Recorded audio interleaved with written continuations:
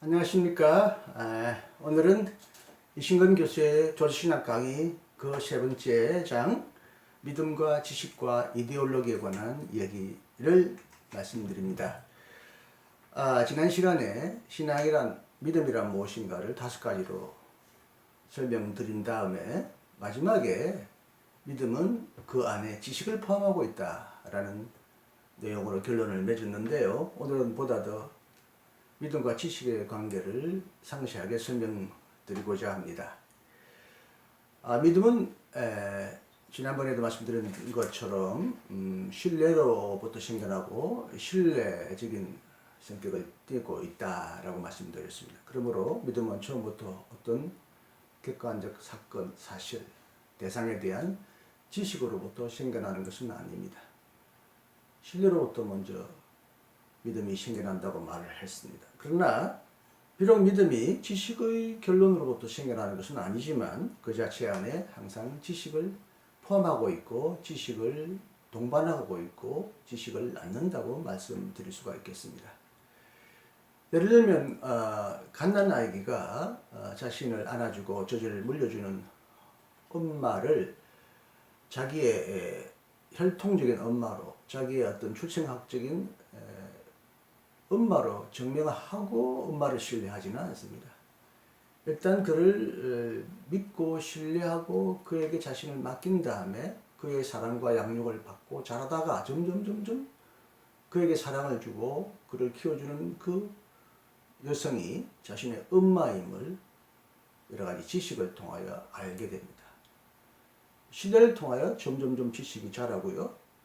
결국 또 그 지식이 자랄수록 그 엄마에 대한 신뢰도 점점 자라게 되면서 지식과 신뢰가 서로 풍요하게 순환관계를 이루면서 서로를 도와주는 보완적인 기능을 합니다.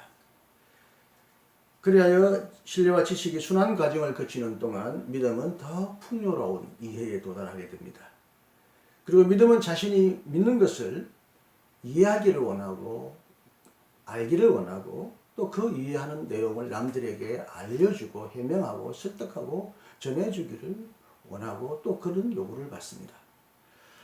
베드로는 베드로전서 3장 15절에서 너희 마음에 그리스도를 주로 삼아 거룩하게 하고 너희 속에 있는 소망에 관한 이유를 묻는 자에게는 대답할 것을 항상 준비하라 그랬는데요.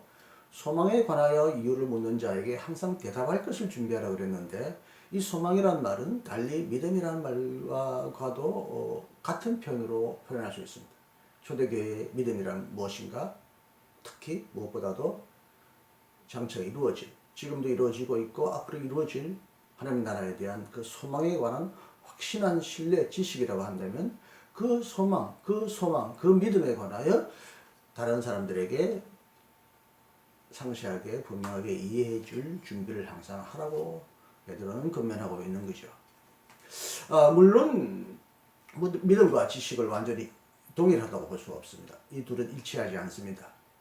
그래서 우리는 보통 하나님을 믿는다고 말하지 하나님을 안다고 말하지 않습니다. 아는 것은 지식의 영역이고 믿음은 확실히 종교의 영역입니다. 그럼에도 불구하고 우리가 끝까지 언제나 믿음과 지식을 완전히 분리할 수는 없습니다. 다시 말하면 나는 알지도 못하는 하나님을 끝까지 맹목적으로 무조건 눈을 감고 덮어놓고 믿을 수는 없습니다. 그래서 존 칼뱅은 믿음을 고상한 지식이라고도 불렀습니다. 칼뱅에 따르면 우리가 믿음을 지식이라고 부를 때 보통 우리가 인간의 감각적인 지각으로는 아는 사물에 관해서 말하는 지식이나 이해와는 다르다. 믿음은 감각을 훨씬 초월한 것이기 때문에 믿음에 도달하려면 사람의 마음은 그 자체를 초월해야 한다. 마음은 믿음에 도달한 때라도 그 느끼는 것을 이해하지 못한다. 하지만 이해하지 못하는 것을 믿을 때 그 신념이 확실하기 때문에 어떤 인간적인 것을 자체의 능력으로 지각한 때보다 더 많은 것을 이해한다라고 말합니다. 처음에는 믿음이라는 것은 인간의 지각이나 지식을 초월하지만 그러나 믿음에 도달하면 도달할수록 그 확실한 신념이 쌓여지게 된다. 이런 뜻으로 표현한 것 같습니다. 20세기 위대한 교신학자 칼바르트는 믿음을 오관을 소유한 채 정상적으로 받아들이는 지식이라고도 정의했습니다. 어떤 비정상적인 오관을 포기하고 어떤 모든 감각을 다 포기하고 무조건적으로 어떤 신비한 어떤 깨달음을 추구하는 것이 지식이 아니고 믿음이 아니라는 거죠. 그래서 바르트는 정통적으로 믿음에 관한 정의를 할 때 세 가지 설명을 합니다. 믿음은 인정이요, 인식이요, 고백이다. 이걸 신뢰라고도 표현할 수 있어요. 승인, 신뢰, 그 다음에 인식이다, 지식이다, 그 다음에 고백이다. 제가 여기 독일말로 쓰지는 않았지만 안 에르켄넨, 에르켄넨, 베켄넨 해서 다 켄넨이란 말이 독일말에는 붙는데요. 켄넨이란 말은 안다는 말입니다. 안 에르켄넨, 에르켄넨, 베켄넨. 어떤 독일의 어휘가 묘하게 모든 이 세 가지 말에 안다는 말이 들어가 있지만 우리가 이제 번역하자면 믿음은 1차적으로 승인, 인정, 신뢰로부터 출발하지만 거기에는 또한 지식이 따르고 그 다음에 지식을 가진 자는 또한 고백을 의식적으로 언어와 행위로 고백을 할 수밖에 없다고 말을 합니다. 바르트에 따르면 믿음은 인정과 인식과 고백인데 인정은 순종하고 적응하며 굴복하고 종속하는 지식입니다. 인식은 그 자체로서 믿음의 근본 행위는 아니지만 믿음의 근본 행위는 순종하고 적응하는 지식 그 자체 안에서 성립한다고 합니다. 믿음의 순종은 지식이 없는 순종이 아니며 통찰이나 이해가 없는 맹목적인 순종이 아니라는 것입니다.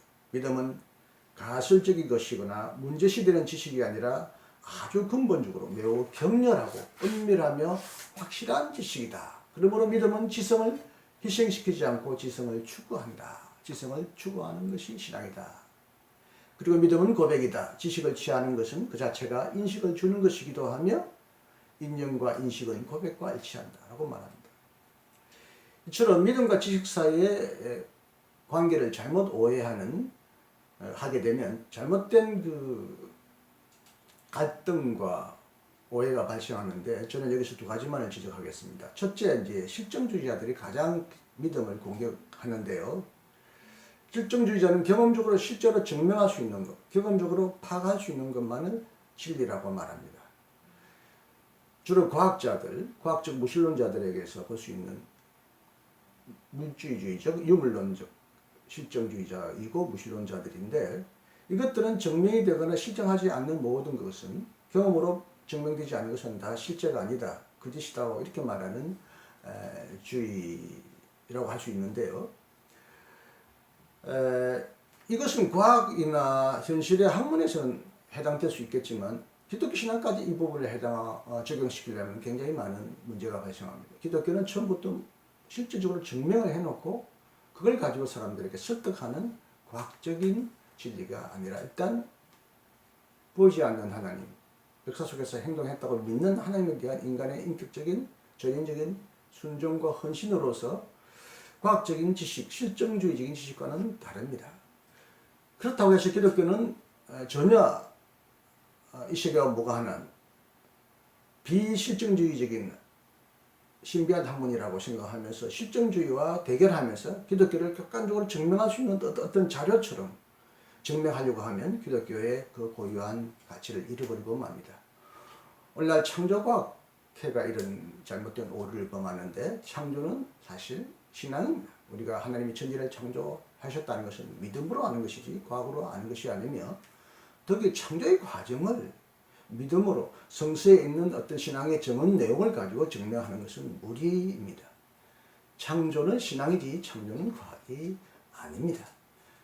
저는 창조신앙이란 말 대신에 창조과학이라는 말 쓰는 것 자체가 물론 기독교를 과학적으로 해명해 보려고 하고 과학적으로 기독교를 부진하는 자들에게 신앙을 과학적으로 설명하려고 하는 그의 애틋한 그 순수한 감정, 순수한 의도는 이해하지만 성서에 나오는 하나님의 신앙, 창조신앙을 마치 과학적인 역사적인 보도, 기록인 것처럼 과학자들과 대결하는 것은 아주 어리석은 행위라고 저는 생각합니다.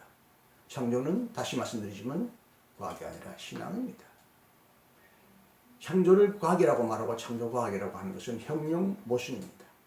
뜨거운 아이스크림이라는 말이 성립되지 않듯이, 동그란 세모란 말이 성립되지 않듯이 창조과학이라는 말은 성립되지 않습니다. 창조는, 성경에 나오는 창조 기사는 고대의 지식과 그들이 가진 세계관의 한계 내에서 하나님의 천지를 창조하셨음을 고백하는 신앙 고백적인 문서이지, 창조가 하나님으로부터 창조되었고 만물이 하나님이 창조하셨고 어떤 과정을 통하여 정확하게 창조되었는지를 과학적으로 설명하는 책이 아닙니다. 과학적으로 특히 창세기를 설명하면 엄청난 모순과 충돌이 발생한다는 거 여러분 잘 아시겠죠? 믿음은 분명히 지식을 포함하지만 지식으로 완전히 파악되거나 실증될 수는 없습니다. 증명된 믿음은 믿음을 보호하기보다는 오히려 믿음을 파괴합니다. 하나님의 창조 세계를 인간의 이성으로 완전히 파악하려는 것은 오히려 하나님에 대한 창조 신앙을 파괴시켜 버립니다. 하나님은 우리가 창조자라고 할 때는 물로부터 유를 만드셨을 뿐만 아니라 상상할 수 없는 이 크나큰 세계를, 어마어마한 이 우주를 만드셨다고 말하는데, 이것은 인간의 이성과 과학으로 도저히 해명할 수 없는 신비의 영역에 속합니다. 하나님은 너무나 놀라운 뛰어나신 전능자 하나님이시기 때문에 그 전능자가 하신 하나님의 모든 행동은 우리가 인간의 좁은 한계로, 지식으로 다 파악하고 이해하고 확정할 수 없습니다. 만약 우리가 하나님을 다 파악했다 그러면 그건 하나님이 아니라, 진정한 하나님이 아니라 우상이 되듯이, 믿음의 대상인 하나님을 과학적으로 증명한다고 하면 그건 이미 하나님이 아니죠. 인간의 손안에 장악된 하나님은, 인간의 실험실 안에서, 실험관 안에서 실증되는 하나님은 이미 하나님의 길을 거치고 인간이 만들어내놓은 하나의 우상이고 인간의 오해입니다. 만약 믿음의 대상인 하나님을 세계의 대상처럼 실험실에서 증명하고 난 다음에 그 증명을 토대로 믿는다면 하나님은 세상의 한 조각처럼 증명되고 분석할 수 있는 대상처럼 그렇게 전락되어 버리고 믿음은 사라지고 오직 과학만이 이 땅에 존재하게 될 것입니다. 하나님은 보편적인 확실성을 가지고 증명할 수 있는 객관적인 존재가 아닙니다. 하나님은 믿음과 사랑과 소망의 실천 속에서 드러나는 하나의 현실이며, 따라서 믿음을 떠나서는 존재할 수 없는 것이 하나님입니다.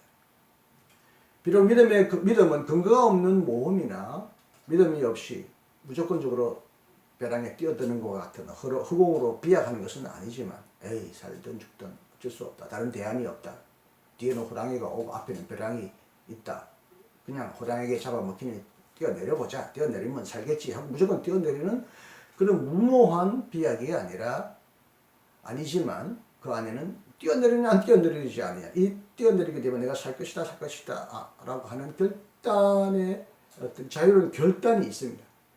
근데 뛰어내렸더니 어마어마한 벼랑에서 나는 산산조각 나서 죽을 줄 알았는데 바로 앞이 푸른 잔디요, 푸른 풀이요, 사뿐히 내려앉는다고 생각합시다. 내가 죽을 거라고 생각했지만 죽지 않고 나를 떠받쳐주는, 혹은 나를 살게 해주는 어떤 은총의 활동, 은총의 세계가 존재하는구나. 인생의 마지막이 아니구나. 정말이 아니구나. 내가 죽고 싶어도 죽는다고 뛰어내려도 죽을지 살지 모르고 뛰어들어도 항상 죽는 것만 아니구나. 이와 같은 어떤 하나의 예상할 수 없는 하나님의 은혜와 이해할 수 없는 초월적인 어떤 것이 분명히 존재합니다. 그러므로 어쨌든 믿음을 증명과 동일시할 수는 없다는 것입니다. 증명에 의하여 기독교를 공경하는 사람은 기독교를 오해하고 있습니다. 증명되는 하나님은 기독교의 하나님이 아닙니다. 증명될 수 없기 때문에 우리는 그분을 믿는 것입니다. 믿음으로 그분을 알려고 하는 것입니다. 두 번째, 믿음에 대한 오해는 조금 비슷하지만 차원이 다른 합리주의자, 논리적인 합리주의자입니다. 합리적으로, 이성적으로 1 더하기 1은 이어야 합니다. 어떻게 1 플러스 1 플러스 1 성부, 성자, 성령이 하나님이냐, 앞으로 공부하겠지만, 이처럼 기독교가 합리적으로, 이성적으로 설명하지 못할 때가 많습니다. 앞으로 공부하겠지만 하나님이 이 세상을 선하게 창조하셨는데 고통이 있고 죽음이 있습니다. 어떻게 선하게 창조하셨는데 하신 분이 고통을 이 땅에 허락하시느냐. 하나님이 전능하시다면 어떻게 이 땅에 수많은 이해할 수 없는 악과 고통이 성행하느냐? 전능하지 않기 때문에 이 땅에 고통을 하러 가지 않느냐? 전능하다면 하나님은 사랑이지 않기 때문에 이 세상에 고통을 허용하지 않느냐? 이런 식으로 논리적으로 충돌을 할 수밖에 없는, 이해할 수 없는 모순들이 성경 안에는, 그리고 믿음 안에는 분명히 있습니다. 이렇게 이성적으로 합리적으로 설명되지 않는 것은 진리가 아니다, 미신이라고 비판하는 합리주의자들이 들어있는데, 이것도 매우 협소한 진리에 대한 이해라고 할 수 있습니다. 이 시기가 다 합리적으로 이성적으로 파악되는 것은 절대 아닙니다. 그래서 한때는 위대한 과학자였지만 극적으로 회심한 후에 기독교를 열렬히 믿고 신앙 고백을 했던 파스칼에 따르면, 그의 위대한 신앙 고백서 탄세에 따르면, 명상록, 이성의 위대성은 자신의 한계를 아는 것이 있다고 말했습니다. 이성의 최후의 걸음은 이성을 초월하는 것이 무수히 많다는 것을 인정하는 것이다. 만약 그렇지 못하다면 이성은 빈약한 것이다. 이성을 부인하는 것만큼 비이성적인 것은 없다. 심정은, 마음은 이성이 알지 못하는 그 자신의 원리, 도리, 그 자신의 법칙을 가지고 있다. 이 세계는 어떤 이성적인 원리로만 파악될 수 없는 어떤 다른 무한한 신비의 영역, 은총의 영역, 기적의 영역이 있다는 것입니다. 그렇지만 믿음이 합리주의와 대결을 한다는 또 명분 아래 모든 기독교 진리를 합리주의적으로만 설명하게 되면 굉장히 많은 모순에 빠지게 됩니다. 극단적으로 테르툴리안이라는 고대 교부는 나는 불합리하기 때문에 믿는다라는 말을 전해왔다고 합니다. 그 사람이 말했는지는 정확하지 않지만, 합리주의가 아니면 안 믿는다. 그러니까 차라리 기독교는 비합리주의여야 한다. 기독교를 합리주의로 설명하려고 하는 것도 잘못이지만, 그러니까 기독교는 무조건 비합리주의자야. 비합리주의적이기 때문에, 합리하지 않기 때문에 기독교가 존재한다라고 말하는 것도 또한 극단적인 모순입니다. 믿음은 지성을 희생한 공허한 형식적인 믿음이 될 것이고, 그렇게 되면 결국 무너지는 믿음이 되고 말 것입니다. 그렇게 되면 믿음은 아무거나 믿어도 되는 믿음이 되고, 오택되고 아무거나 믿게 되고, 신비주의와 결합되고, 이성을 무조건 제약시하게 되고, 회의와 의심을 악마의 꼬임이나 위험한 믿음의 원수라고 비난할 위험이 존재합니다. 파울 틸리는 이렇게 말했습니다. 만약 믿음이 이성을 파괴한다면 믿음은 자기 자신과 인간성도 파괴할 것이다. 궁극적 관심의 상태로 이해되는 믿음은 이성과 갈등하지 않는다. 그리고 이성은 자신의 유한성을 인식하고 그 안에서 움직이지만, 이성은 무한한 것에 속하는 경험을 한다. 이성은 일시적인 관심 안에서 움직이지만, 이와 동시에 인간은 자신의 잠재적인 무한성을 인식하며, 이러한 인식은 궁극적인 관심, 곧 믿음의 형태로 나타난다라고 말했습니다. 게르그 펠만은 믿음은 증명된 지식은 아니지만 일종의 지혜다라고 말했습니다. 그에 따르면 믿음은 지식을 통과한 것이고, 지식은 믿음을 통과한 것이다. 믿음은 지식을 통과한 믿음이요, 믿음은 믿음을 통과한 지식이다. 그래서 한마디로 이 지식을 통과한 믿음, 믿음을 통과한 지식을 한마디로 지혜라고 펠만은 표현한 적이 있습니다. 그리고 퍼카이즈라는 사람은 믿음과 지식의 관계를 공수부대와 그 다음에 전차부대로 비교했습니다. 믿음은 적진에 깊이 먼저 침투해 들어가는 공수부대와 같습니다. 먼저 적진으로 들어가서 적진 속에서 어떤 점령을 합니다. 그러면 그 뒤따라서 전차부대가 가서, 혹은 보병이 가서 공수부대가 점령한 그 지역을 접수하고 다시 전쟁을 계속 이어나갑니다. 이처럼 북한제에 따르면 믿음은 공수부대와 같고, 적진에 미리 침투하는 어떤 공수부대 혹은 게릴라 부대와 같고, 지식은 그 뒤따라 그 점령된 지역, 그 지역을 점령해 나가는 전차부대 혹은 보병과 같다고 말했습니다. 비록 믿음은 이해력을 초월하지만 믿음은 인식 또는 지식이라고도 불립니다. 그래서 골로새서 2장 2절에서 3절에는 이렇게 말합니다. 이는 그들로 마음의 위안을 받고 사랑 안에서 연합하여 확실한 이해의 모든 풍성함과 하나님의 비밀인 그리스도를 깨닫게 하려 함이니 그 안에는 지혜와 지식의 모든 보화가 감추어져 있느니라. 에베소서 3장 18절에서 19절의 말씀도 이렇게 말합니다. 능히 모든 성도와 함께 지식에 넘치는 그리스도의 사랑을 알고, 이렇게 성서는 믿음 안에 지식이 풍성하게 들어있음을 끊임없이 증언합니다. 이처럼 믿음의 지식을 포함하고 있고 그 자체로서 심오한 지식, 고상한 지식이라고 불린다면 믿음은 당연히 어떤 체계와 조직을 갖추려고 하게 될 것이고 이것을 우리는 신학이라고 말합니다.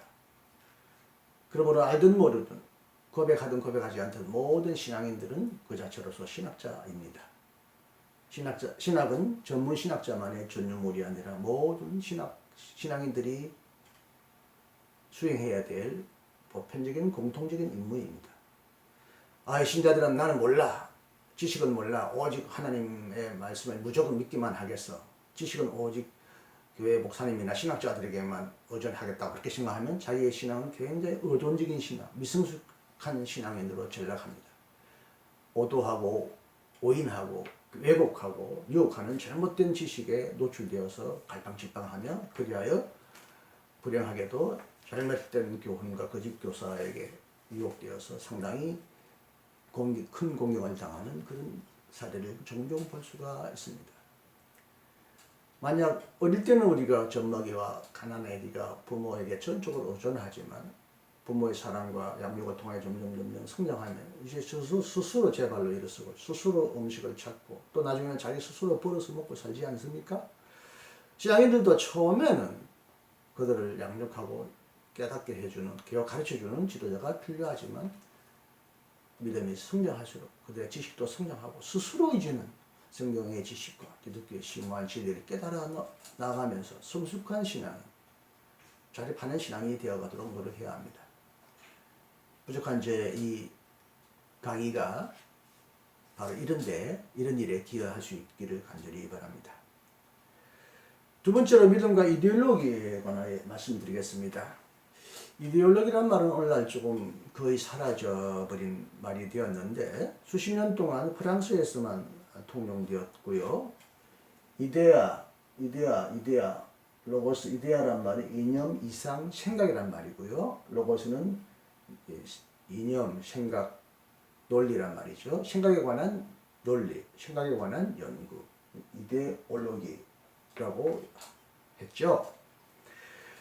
프랑스에서 관념에 관한 연구라는 말로 의미하다가 마르크스와 엥겔스 이후부터 주로 허위의식, 모호한 추상관념을 표현하는 부정적인 말로 쓰이다가 레닌 이후로는 어떤 집단이나 공동체가 가지고 있는 특징적인 관념이나 태도라는 말로 굉장히 일반적인 의미가 되었습니다. 오늘날 이 말은 광범위하게 신념체계 혹은 세계관이라는 말로도 불립니다. 이데올로기. 오늘날 이제 우리가 이데올로기라는 말을 잘 쓰지 않고 우리의 화두에서 사라져 버렸는데요. 왜 그랬을까요? 글쎄요. 다니엘 벨이 이데올로기의 종언이라는 책을 1960년도에 쓴 책이 있는데 이분이 이 이데올로기가 종언 끝났다라는 말은 그 당시 마르크스주의와 신마르크스주의가 이제 점점 효력을 상실하고 끝났다라는 이런 의미에서 마르크스주의의 종말을 예견한 이론서이지만 그분이 여기서 모든 종류의 이데올로기는 사라질 것이다라고 말하지는 않았습니다. 신흥국가 아프리카나 아시아에서는 산업화나 또 새로운 이데올로기 민족주의가 일어날 것이다라고 보았고 마르크스주의가 이제는 끝났다라는 이 의미를 얘기하면서 이데올로기의 종언을 얘기했는데 마치 모든 이데올로기는 이 땅에 사라졌다. 그러므로 이데올로기는 없다 라고 말하는 오해를 낳게 되었는데요. 이분은 마르크스주의가 종언하게 되었다. 오늘날 우리나라 이 세계에서 마르크스주의가 굉장히 힘을 잃어버리고 있고요. 그렇게 이제 자본주의가 일견 승리한 것처럼 보이고 그래서 일본 역사학자 후쿠마도 역사의 종말이라는 책에서 역사의 마지막은 결국 자유민주주의고 자본주의라고 말을 했지만 이분은 또 자본주의의 문화적 모순이라는 책을 또 쓴 적이 있어요. 마르크스주의의 종말을 얘기는 했지만 자본주의의 문화적 모순도 있다라는 것을 그 당시 지적했던 유명한 분입니다. 자본주의도 또 하나의 이데올로기입니다. 이데올로기가 끝났다고 해서 마르크스주의가 이제 사라졌기 때문에 이데올로기라는 말 자체도 없어져 버렸고 자본주의는 마치 이데올로기가 아닌 것처럼 착각하지만 자본주의도 하나의 이데올로기입니다. 우리가 주의라고 할 때는 이점인데 이점이라고 붙는 말, 주의라는 말은 다 이데올로기와 같은 말입니다. 민족주의든 자본주의든 무슨 주의 하는 것은 결국 인간이 만들어내놓은 관념입니다. 관념에 절대적인 어떤 가치를 부여하는 것인데 그런 의미에서 이데올로기가 완전히 사라질 수 있느냐? 사라질 수가 없습니다. 어떤 이데올로기가 사라지거나 죽으면 새로운 이데올로기가 등장하고 대체되고 변형될 뿐이지 이 땅에 살아가는 동안 인간은 이데올로기로부터 자유하지 못합니다. 이데올로기를 신념체계, 세계관이라고 부를 수 있다고 한다면 인간이 신념체계와 세계관을 떠나서 살 수 있나요? 불가능합니다. 그렇다면 이데올로기는 어떤 기능을 수행합니까? 첫째, 이데올로기는 우주 역사 속에서 인간이 처한 하나의 자리를 설정합니다. 그것이 정신이든 자아든 국가, 정당, 계급, 물질, 자본 등등 다양할 수 있습니다. 두 번째, 이데올로기는 그 자리로부터 자연과 역사를 해석하고 거기에 의미를 부여함으로써 우주와 지구와 인간과 정신과 물질을 전체적으로 이해하려고 노력합니다. 세 번째, 이데올로기는 개인이나 공동체로 하여금 의미 있는 행동을 하도록 도와주려고 함으로써 탁월한 목표와 동기를 제시합니다. 네 번째, 이데올로기는 그 목적을 달성하기 위하여 낡은 세계관과 논쟁하고 논박함으로써 낡은 세계관을 능가하고 대체하고 파괴하려고 합니다. 그러면 이 땅에 이데올로기가 사라지는 것을 상상할 수가 없습니다. 그러면 기독교의 믿음이 이데올로기냐라고 우리가 이제 질문할 수 있는데 그렇지는 않습니다. 기독교의 믿음을 이데올로기와 동일시할 수는 없습니다. 기독교를 인간이 만든 특정한 생각의 관념의 논리, 체계와 완전히 동일시할 수가 없습니다. 그럼에도 불구하고 믿음은 인간의 행위이기 때문에 또 믿음 안에는 지식이 들어가 있기 때문에 인간이 만들어내는 생각의 관념의 체계, 신념관과 어느 정도 겹쳐져 있습니다. 믿음은 이것을 초월하기는 하지만 초월함으로써 또 그것을 포함하고 있기도 합니다. 그러므로 우리는 어떤 이데올로기든 그 이데올로기를 등한시하거나 무시해서는 안 됩니다. 무시하고 비판하는 사람도 어떤 특정한 이데올로기에 강하게 사로잡혀 있다는 것입니다. 그 이데올로기에 근거해서 다른 이데올로기를 비판합니다. 좌파를 열렬히 비판하는 사람들은 그 나름대로 또 우파의 이데올로기에 매도되어 있습니다. 우파의 이데올로기를 열렬히 또 비판하는 사람들은 또 그 나름대로 좌파 이데올로기에 매여 있습니다. 나는 중도다하고 말하는 사람이 있지만 중도도 어느 순간에는 좌나 우로 늘 기울어질 수 있는 경향성을 가지고 있습니다.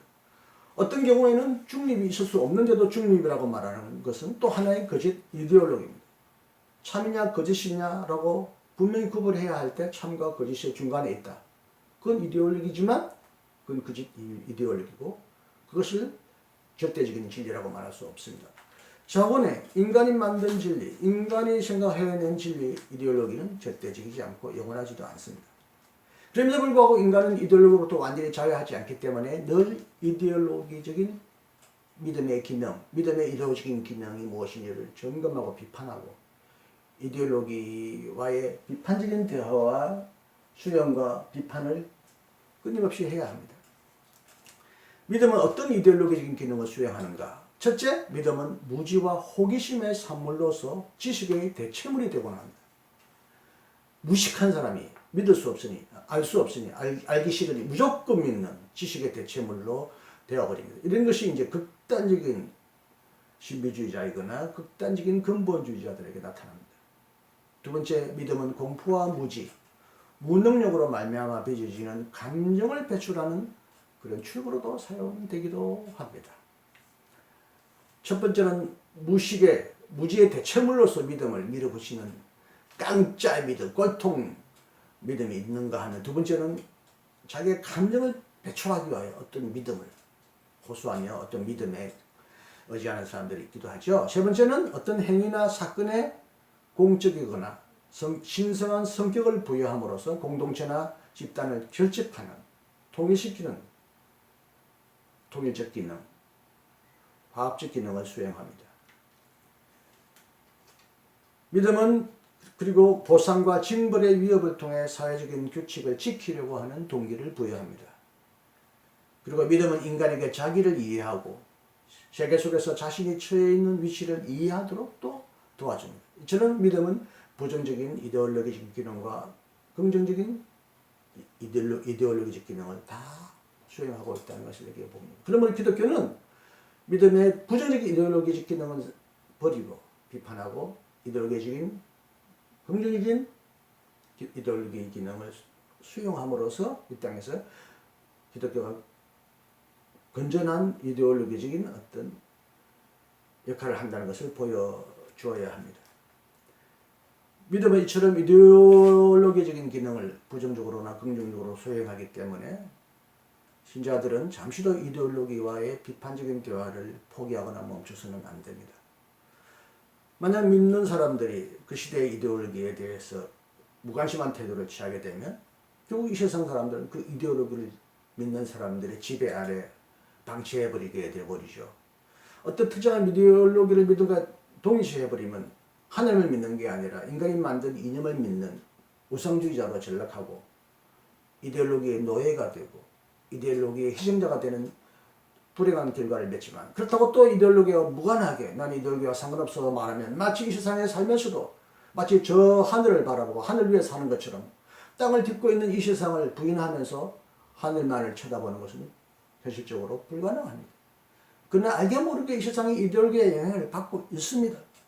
그러므로 그 이데올로기가 내게 선한 기능을 하는지 악한 기능을 하는지, 이 이데올로기가 정말 하나님이 원하시는 긍정적인 역할을 하는지 안 하는지를 늘 눈을 부릅뜨고 냉철한 이성으로 점검하고 비판하면서 가급적 하나님이 기독교가 말하는 선한 목표에 부합하는 선한 이데올로기적인 기능을 하는, 다시 말하면 기독교가 대변하는 자유, 정의, 연대, 인간성, 평화, 사랑, 화해와 가장 일치하는 그런 세상적인 세계관, 이데올로기와 비판적으로 대화하고 협력함으로써 이 땅에서 기독교가 소금의 역할을 다해야 합니다. 소금이 이 세상이 더럽다고 이 세상을 떠나버리면 소금은 아무 의미가 없을 것입니다. 이 세상 속에 있을 때, 빵 속에 들어가 있을 때만 소금은 그 짠맛을 발휘합니다. 빵이 썩는다고 소금을 떠나버리면 이 세상은 썩어버리고 이 세상 속에 있는 우리도 함께 썩어버리죠. 기독교가 이 세상 속에 소금의 역할을 해야 합니다. 이 세상 속에 있을 때만 소금은 소금의 역할을 감당할 수 있습니다. 그러나 이 세상 속에 있대 썩을 빵과 같이 썩는 역할이 아니라 소금의 역할을 해야 한다는 거죠. 기독교